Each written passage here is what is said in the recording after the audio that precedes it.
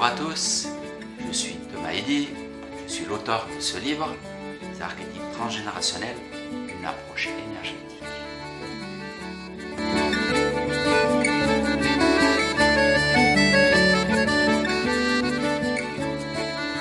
Ça fait déjà quelques années que j'ai écrit ce livre, et pourtant, parfois en le feuilletant, en relisant, je me dis qu'elle est toujours actuelle.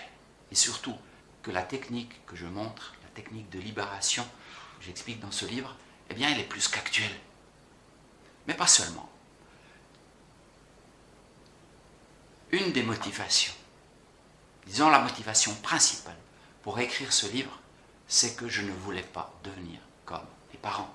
Je ne voulais pas reproduire ni leur manière d'être, ni leur manière de penser, ni leur manière de faire, ni leur maladie, ni leur manière de concevoir le monde, etc. Je me suis dit, bon ben, si je ne veux pas devenir comme eux, je voudrais savoir comment ils transmettent, comment ces choses se transmettent. J'ai réalisé, en faisant des séances de... je ne sais pas comment ça s'appelait en son temps intégration astro-bioénergétique. J'analysais ce qui se passe dans les plans invisibles en travaillant avec des personnes où leur thème astrologique était dispatché sur le sol avec des marqueurs. C'était extrêmement intéressant. À certains moments, on m'a montré. Si je dis on, c'est que j'ai été guidé. J'ai été guidé pour découvrir en fait la nature de systèmes transgénérationnels, de systèmes répétitifs qui programment les membres d'une famille. D'autres termes, nous sommes tous programmés. Quand vous prenez un livre de recettes et vous ouvrez à la page 223, vous avez la tarte au chocolat de tante Nadine, eh bien vous dites, tiens, ça c'est une bonne vieille recette, ça fonctionne.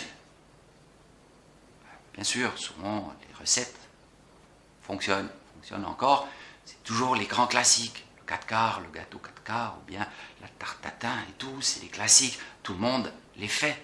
Il n'y a pas de miracle, on ne va pas réinventer la gastronomie. Ben, les familles font la même chose.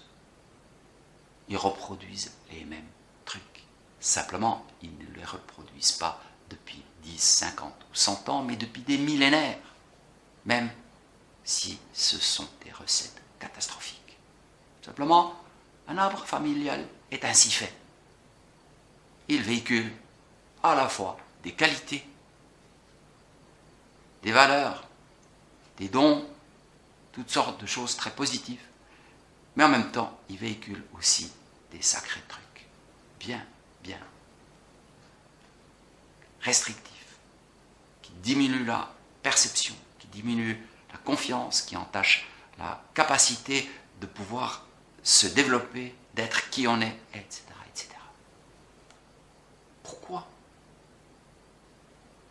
un arbre généalogique voudrait-il que l'enfant qui est issu de lui ne soit pas l'enfant parfait?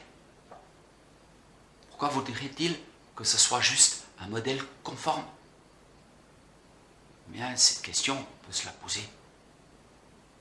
Pourquoi nous n'arrivons pas, quand nous nous incarnons sur Terre, sur un monde parfait? Pourquoi tant de souffrance? Pourquoi sommes nous-mêmes programmés par notre famille à répéter cette souffrance?